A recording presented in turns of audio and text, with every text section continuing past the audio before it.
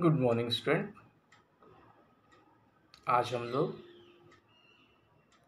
Class 9th के हिंदी पाठ्य पुस्तक से अध्याय फर्स्ट, जिसका शीर्षक है कहानी का प्लॉट, और इसके लेखक हैं शिवपूजन सहाय।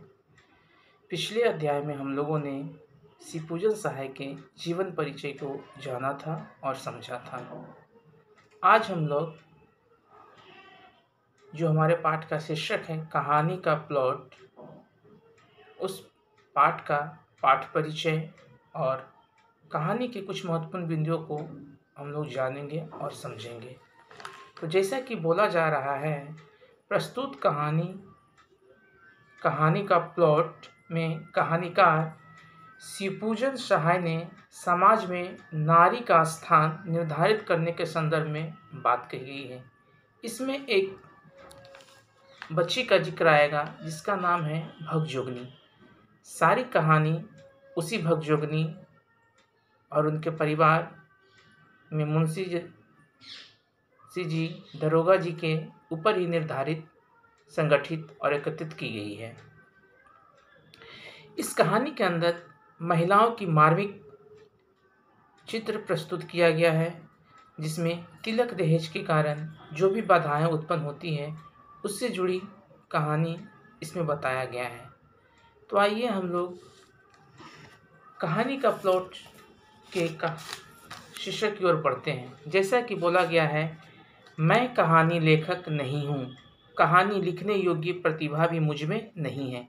लेखक बोलते हैं मैं कहानी लेखक नहीं हूँ और मुझ में कहानी लिखने योग्य प्रतिभा भी मुझ में नहीं है। कहानी लेखक को स्वभावतः कला मर्मज्ञ होना चाहिए। कला मर्मज्ञ मतलब उसे निपुण होनी चाहिए, और साधारण कलाविद भी नहीं हूँ। कलाविद मतलब कहने का अर्थ है, कह सकते हैं कलाविद की कला यानी कहानी लिखने की जो कला है उसमें निपुण रूप से उनके पास नहीं है, वह क्षमता नहीं है। आगे है हम लोग, किंतु कुशल कहानी लेखकों के लिए प्लॉट पाया गया। जिस तरह घर मकान को बनाने के लिए पहले एक जगह ज़मीन की ज़रूरत होती है, उसके ऊपर हम लोग उसका बेस निर्धारित करते हैं और धीरे धीरे उसके ऊपर हम लोग मकान बनाते हैं। उसी तरह कलाविद यानी उनके पास कहानी का वह ज्ञाता नहीं, कला का ज्ञाता नहीं है, इसलिए सबसे पहले उन्हें एक प्लॉट चाहिए। इस प्लॉट पर वे अपनी भड़कीली इमारत खड़ी कर देंगे और इसी प्लॉट पर वह कहानी के जरिए एक ऊंची इमारत बना सकते हैं। अब है कहानी की मूल बिंदु। मेरे गांव के पास एक छोटा सा गांव है। गांव का नाम बड़ा गंवारू है। सुनकर आप घिनाएंगे, यानी आपको घृणा आएगी। वहाँ एक बूढ़े मुंशी जी रहते थे। अब वह इस संसार में नहीं है। उनका नाम भी विचित्र ही था, अनमिल आखर अर्थ न जापू। इसलिए उसे साहित्यिकों के सामने बताने से हिचकता हूँ। खैर, उनके एक पुत्री थी जो अब तक मौजूद है। उसका नाम जाने दीजिए, सुनकर क्या कीजिएगा। मैं बताऊंगा भी नहीं। हाँ, चूंकि उसके संबंध की बातें बताने में कुछ सहूलियत होगी, इसलिए उसका एक कल्पित नाम यानी अनुमानित नाम रख लेना जरूरी है। मान लीजिए उसका नाम है भगजोगनी, जिसको हम जुगनू भी कहते हैं। भगजोगनी देहात की घटना यानी एक गांव ग्रामीण जगह की यह घटना है, इसलिए देहाती नाम ही अच्छा होगा। आगे हम लोग बढ़ते हैं। मुंशी जी के बड़े भाई पुलिस दरोगा थे। उस जमाने में जबकि अंग्रेजी जानने वालों की संख्या उतनी ही थी जितनी आज धर्मशास्त्र के मर्म जानने वालों की है। इसलिए उर्दूदां लोगों ही ऊंचे ऊंचे ओहदे पर होते हैं। जो पढ़े लिखे लोग होते हैं ऊंचे ऊंचे ओहदे मतलब होता है पद, पोस्ट। दरोगा जी ने 8-10 पैसे का करीमा खालिकबारी पढ़कर जितना रुपया कमाया था, उतना आज कॉलेज और अदालत की लाइब्रेरियां चाटकर वकील होने वाले भी नहीं कमाते हैं। लेकिन दरोगा जी ने जो कुछ कमाया अपनी ज़िंदगी में ही फूँक तप डाला। यानी जो कुछ भी वह कमाया रुपया पैसा, जब तक वह जीवित रहे उसी समय तक सारा रुपया पैसा को उन्होंने बर्बाद कर दिया, फूँक डाला मौज मस्ती में। उनके मरने के बाद सिर्फ उनकी एक घोड़ी बची थी, जो तो महज 7 रुपये की थी। उनके पास एक घोड़ी थी जिसका दाम महज 7 रुपया था। अंडरलाइन कर लेंगे इसको। मगर कान काटती थी तुर्की घोड़ों के। कान काटने का मतलब है दूसरे घोड़ों में उससे भी बहुत तेज और फुर्तीला था। कमबख्त बारूद की पुड़िया थी, यानी बहुत ही तेज और फुर्तीला। बड़े बड़े अंग्रेज अफसर उस पर दांत गड़ाए थे। दांत गड़ाए मतलब उस घोड़े को अपनी ओर लेने के लिए उस पर नज़र रखे हुए थे। मगर दरोगा जी ने सबको नींबुआ नोन चटा दिया। नींबुआ नोन चटाना मतलब सबको वह धूमिल कर दिए, वह किसी को अपने घोड़े नहीं दी। इसी घोड़ी को बदौलत उनकी तरक्की रुकी गई। लेकिन कहा जाता है इस कहानी में यही एक घोड़ी है, इसी कारण उनकी तरक्की यानी ऊंचे पोस्ट पर उन्हें जाने से रोक डाला। क्यों? क्योंकि अंग्रेज अफसर लोग उस घोड़े को पसंद करते थे, घोड़ी को पसंद करते थे और उस घोड़ी को अपने पास ले लेना चाहते थे, रखना चाहते थे। लेकिन यह मुंशी जी, दरोगा जी इस घोड़ी को वह देना नहीं चाहते थे, इसी कारण उनकी तरक्की भी रुकी रह गई। आगे हैं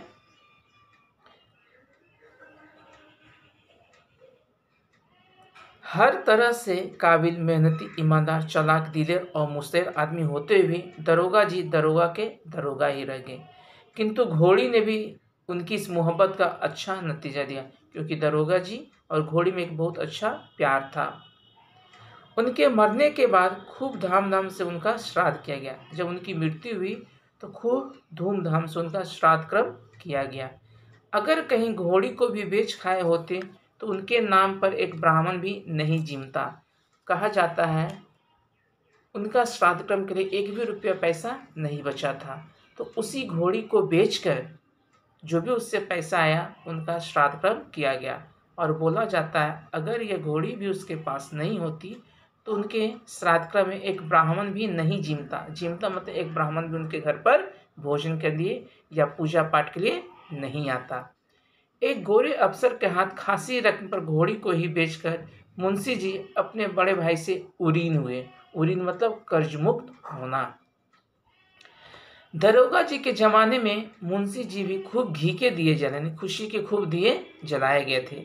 गांजे में बढ़िया से बढ़िया इत्र मलकर पीते थे। गांजे जो एक नशीला पेय पदार्थ है, उसमें वह इत्र यानी सुगंधित द्रव्य को मलकर चिलम में डालकर वह पीते थे। 1 जून 32 बटेर यानी एक समय का उनका खाना था 32 बटेर। बटेर एक पक्षी है और 14 चपाते, चपाते मतलब रोटियां उड़ा जाते थे। एक बार में वह 32 बटेर और 14 चपातियां खा जाते थे। नथनी उतारने में तो दरोगा जी के भी बड़े भैया थे। नथनी में किसी की इज्जत अगर उतारना है तो उसमें वह उस्ताद थे। हर साल एक नया जलसा हुआ ही करता था और हर साल एक नया पार्टी फंक्शन जलसा करते थे।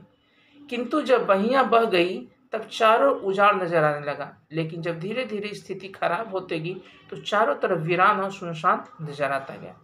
दरोगा जी के मरते ही सारी अमीरी घुस गई। चिल्लम के साथ साथ चूल्हा चक्की भी ठंडी हो गई। जो जीव एक दिन में बटेरों का शोरबा यानी शोरबा मतलब रस सुकुड़ती थी, वह सरा सरा का मटर का सत्तू सरपोटने लगी। यानी चने का सत्तू पर भी आफत आ गया, उसके अलावा वह क्या करने लगे, मटर के सत्तू से ही पेट भरने लगे। चुपड़ी चपातियाँ चबाने लगे दांत। जो जो दिन भर में 14 रोटियां खा जाते थे, वे दांत अब चंद चने, कुछ चने खाकर अपने जीवन को चलाने लगे। लोग साफ कहने लगे थानेदार की कमाई और फूस का तापमान दोनों बराबर है। कहने का अर्थ है थानेदार की कमाई। कुछ पुलिस अफसर जो भ्रष्ट होते हैं वह गलत तरीके से रुपये पैसे को कमाते हैं, और जिस तरह फूस का तापमान, फूस का मकान में अगर छोटी से भी आग की एक चिंगारी पकड़ लें तो पूरा मकान को जलाकर वह ध्वस्त कर देता है, उसी तरह थानेदार की कमाई जो गलत रास्ते से पैसे कमाते हैं उनकी कमाई ज़्यादा दिन टिकती नहीं है। इसलिए बोला गया थानेदार की कमाई और फूस का तापमान दोनों बराबर हैं। हर साल नई नथनी उतारने वाले मुंशी जी को गांव ज्वार के लोग भी अपनी नज़रों से उतारने लगे। जो मुंशी जी चुल्लू के चुल्लू इत्र लेकर अपनी पोशाक में मला करते थे, उन्हीं की अब अपनी रुख शही देश हटने लगा। लेकिन जरा किस्मत की दोहरी मार तो देखिए। किस्मत की दोहरी मार मतलब ईश्वर के द्वारा जो दोहरी मार मिलती है जिंदगी में। दरोगा जी के ज़माने में मुंशी जी के 4-5 लड़के हुए।